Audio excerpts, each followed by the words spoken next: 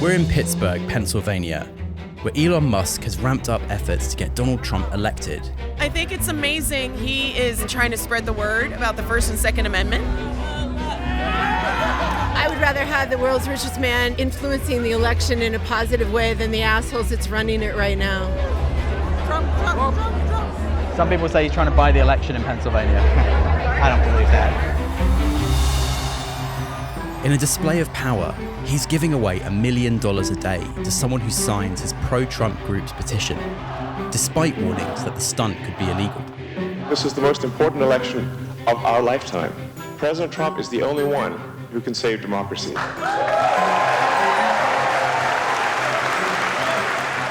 say what's going on here is very dangerous. It's the world's richest man. He promised a position in government if Trump wins, injecting tens of millions of dollars into the fight for Pennsylvania. I don't understand why we condemn success. We used to celebrate success. I don't understand that. How would you feel about having the world's richest man in government? The type of guy he is, I'm all for it. Yeah. All right, we're going to get started. Good morning. As always, thank you for taking your time on a Saturday morning to come down here, be with your union brothers and sisters. How are people feeling right now? Awesome. Yeah, battle time! What's that? Crunch time. Crunch time, battle time! That's right. Pittsburgh is a city that was built by union labour, and I've joined members of the Service Worker Union who were on the streets to get the vote out for Kamala Harris. PA is the state that will decide who becomes the next president of the United States. Right. Okay? We have the most electoral votes out of all those states you see in gray. It's up to us. It really, really is. I'm meeting with Luana and Leslie, who I first met 2 years ago. I'm a cleaner, and a damn good one, too. They're back out canvassing in some of the city's lower income neighbourhoods. How are you guys feeling? Do you have a hunch about how it's going to go here? I'm very hopeful. Yesterday was a great sign when we seen streets and streets out in that heavy suburban, well-to-do neighborhood of Kamala and Casey and our candidates. And for every one Trump, there would be like 4 Kamalas. Yeah. Despite that optimism, they're encountering some pretty stark disengagement out here. Are you voting in this election? Why not? I don't know, because it's tricky. What's tricky about it? You don't know which one is good, which one is bad. Kamala Harris. Well, I mean... But he was in the White House for 4 years. What did he do? But these women are seasoned canvassers who are good at persuading people to change their minds. It's important that we get out and vote. Is there a reason you don't want to vote? I just don't believe it. Okay. What don't you believe? My thing is, Hillary won with the people, and the electorals chose Trump. So if we, the people, are going to choose somebody, but the electorals are going to choose whoever they want, what's the point of our vote? I feel like there is something to this era that we have lived in of constant misinformation, constant lies, that for many people it actually just turns them off voting at all. And we're going to get quite a bit of that in a community like this. So there is the attitude amongst less fortunate people that voting doesn't matter. I've always been fortunate with family and decent job and decent work and decent income. Did you change your mind? Yeah. You did? Yeah. Can we ask why? She said I'm going to vote for Kamala. Okay. Just what changed your mind? Trump have already his chance, so we shouldn't give him another chance since he broke the law before. Just Trump is just like, I feel like anything is better than Trump right now, to be honest. So. Right, Rashad. And if you feel that way, then it's more reason for you to get out and vote, because your vote does count. Maybe this is a sign. Rashad, now. Hey, like I said, I feel like this is a sign. And you're very intelligent, so you know what time it is, and you know what's going on. Definitely. So, yeah, just going down I feel like there. the one might be back if you don't. I know. You know what? That's how I feel. Like, come on, Rashad, you ready? Come on.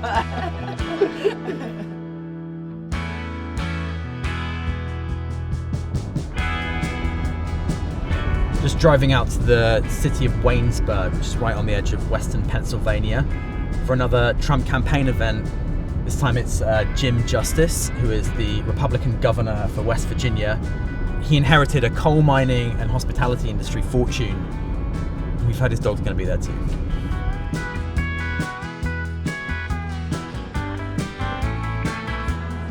Pets aside, the anger among the party's base was on full display. Yeah, we know it was stolen. We know. What's been done since then to now, when we're all going to get out and vote, and we could vote till the cows come home with all their four legs. I agree wholeheartedly with you that what went on in the 2020 election was, Lord have mercy, it's terrible. It's terrible. These false claims of a stolen election are forming a key part of the Republicans' get-out-the-vote strategy.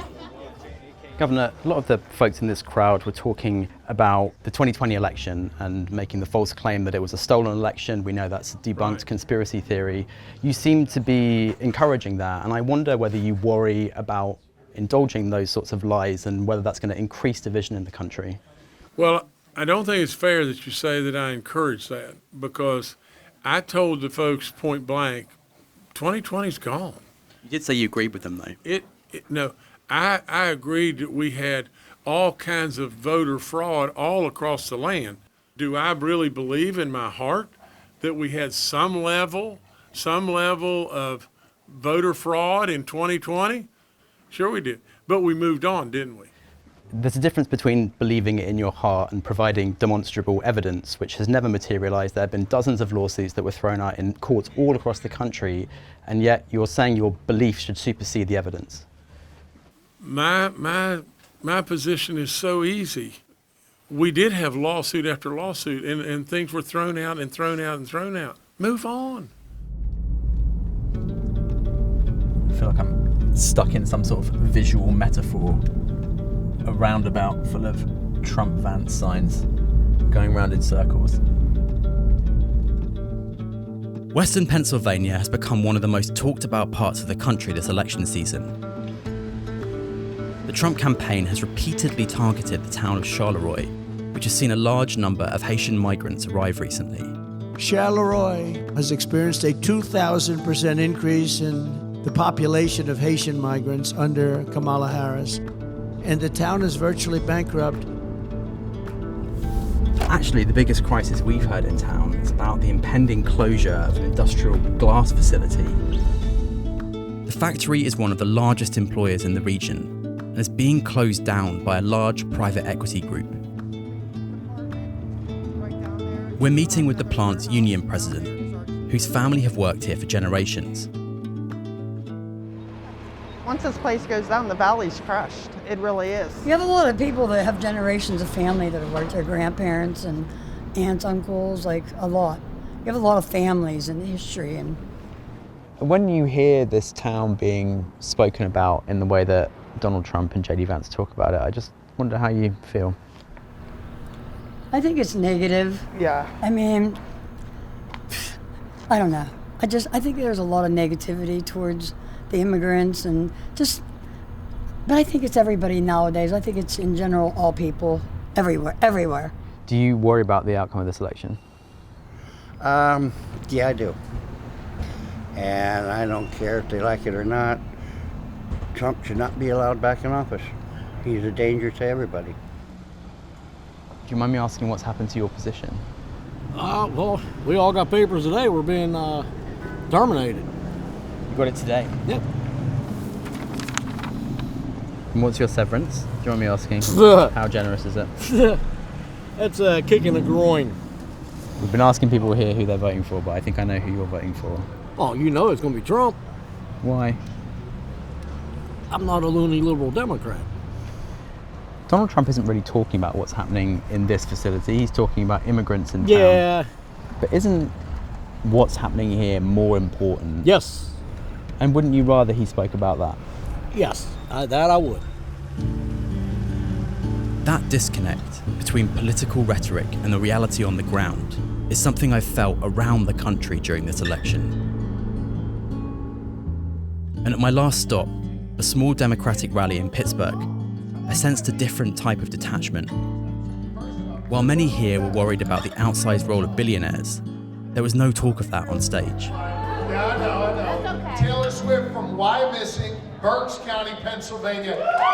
We claim Taylor Swift here in the Commonwealth of Pennsylvania. What do you think about a West Coast billionaire coming to this state? If you feel like you have to pay people, if you feel like you have to throw your weight and your wealth around, then you're not confident that the person you're backing is going to win. We have a phrase in the U.S., I don't know if you have it in the U.K., carpetbaggers. You think Elon's a carpetbagger? I think he's a grifter who goes from town to town. Constitutional order is important in this country. It has always been for over 200 years, and we need to keep it that way. So I hope people realize that and that they will come out and vote and fight against that, because money can't buy everything. You know, sometimes people have principles and morals, and we stand for something in the U.S. While big money in American politics is nothing new, what I saw in Pennsylvania felt like uncharted territory. The race here could determine the outcome of this election, and it's increasingly a battle about winning people over with argument or with distorted promises of the rich and powerful.